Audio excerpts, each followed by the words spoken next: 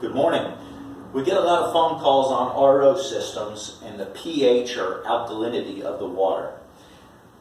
ROs naturally lower the pH a little bit in the city water or well water. Just the process of making pure water, it does lower the pH slightly. Some medical trends, and some people are now asking about raising the pH of the water. And we can do that very easily. So the regular RO system goes in, and then we add a pH increasing filter, if you will, and it goes in on the product water right before it comes out of the faucet, so that the natural process of lowering the pH slightly with an RO can be reversed and actually raised by adding this. It's a simple add-on. We can add it to existing ROs and with a new installation that we put on in.